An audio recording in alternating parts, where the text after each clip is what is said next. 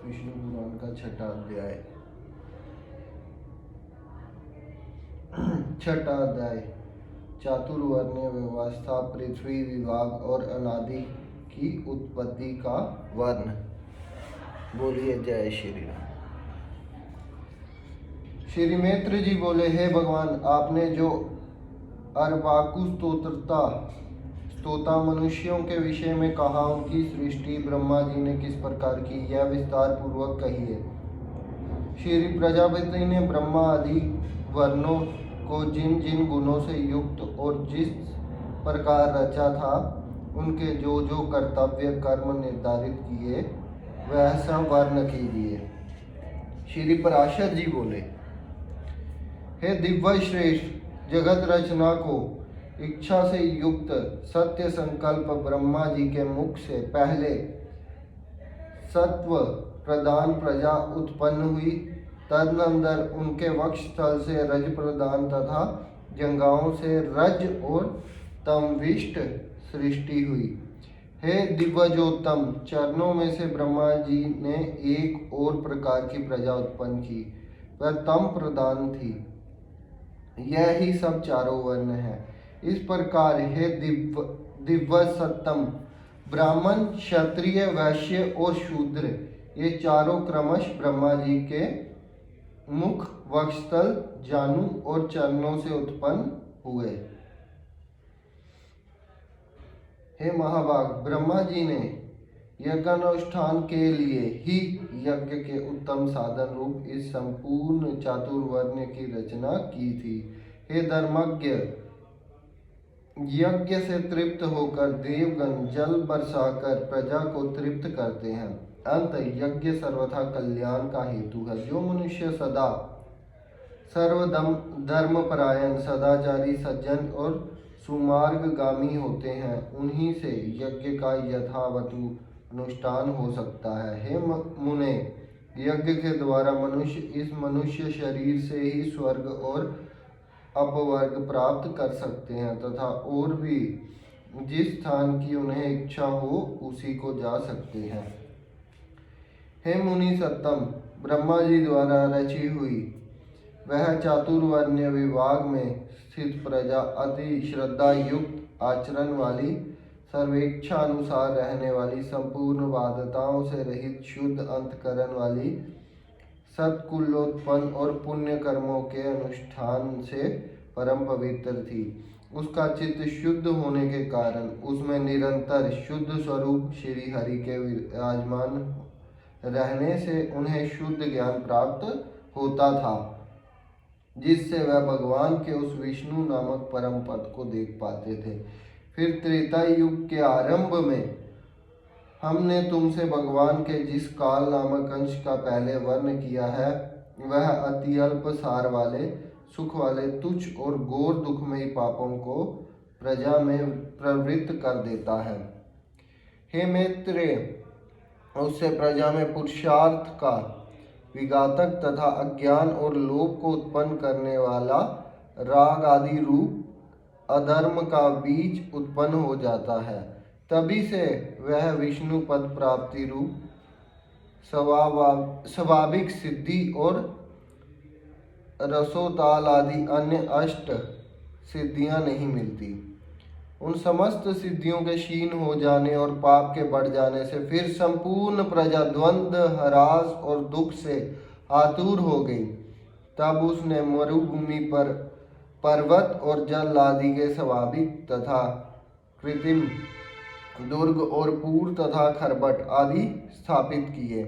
हे महामते, उन पूर आदि को में शीत और गाम आदि बाधाओं से बचने के लिए उनसे यथा योग्य घर बनाए। इस प्रकार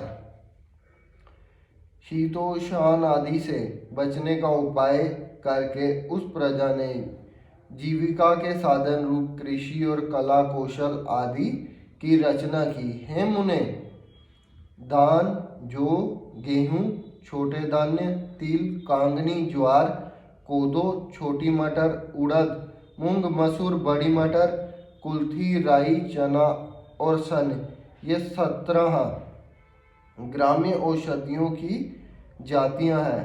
ग्राम्य और वन दोनों प्रकार की मिलाकर कुल 14 औषधियाँ यागिक हैं।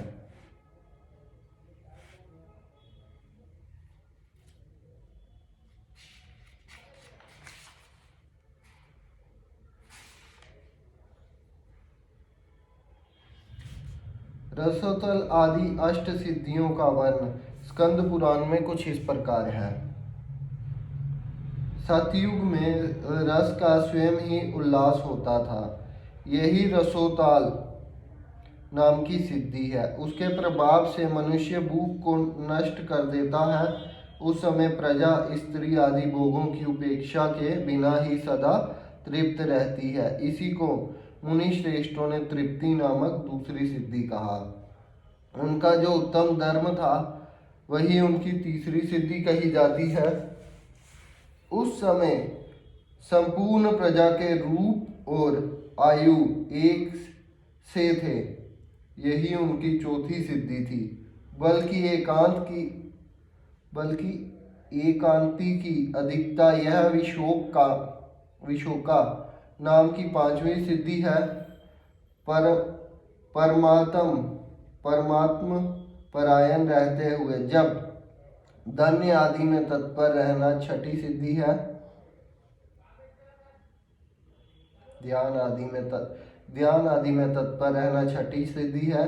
सर्वेच्छा अनुसार विचरना सातवीं सिद्धि कही जाती है तथा जहाँ तहाँ मन की मौज पड़े रहना आठवीं सिद्धि कही गई है। पहाड़ या नदी के तट पर बसे हुए छोटे छोटे टोलों को खरबट कहते हैं।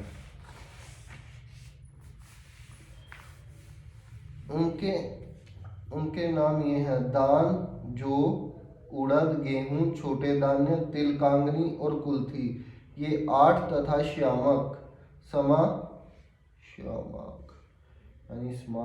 निवार, बंतिल, गवेदू, वैनुयब और मक्का ये 14 ग्राम्य और वन्य औषधियाँ यज्ञ अनुष्ठान आदि की सामग्री हैं और यह इनकी उत्पत्ति का प्रधान हेतु है। यज्ञों के सहित ये औषधियाँ प्रजा की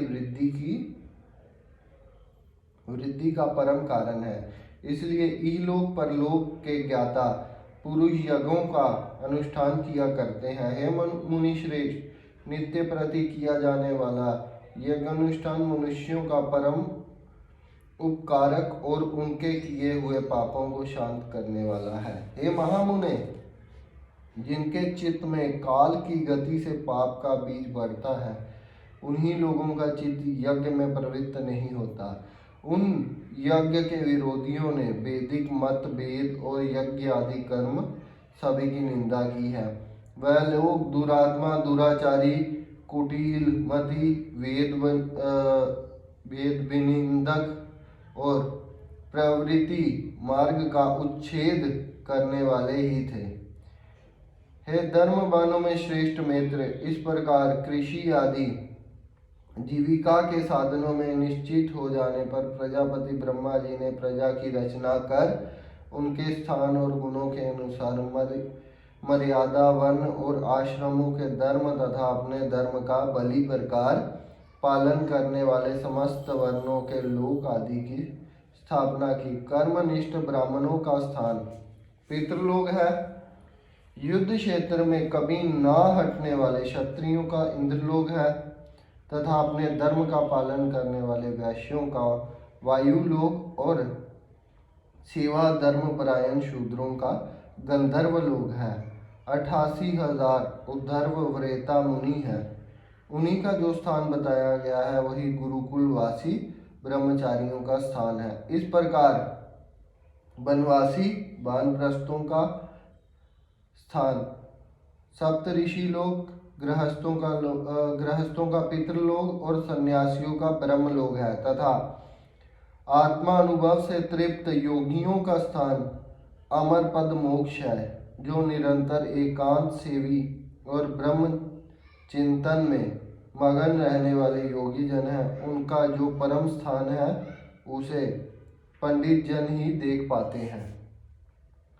चंद्र और सूर्य आदि ग्रह भी अपने अपने लोकों में जाकर फिर लौट आते हैं, किंतु द्वादशाक्षर मंत्र ओम नमो भगवते वासुदेवाय का चिंतन करने वाले अभी तक मोक्ष पद से नहीं लौटे।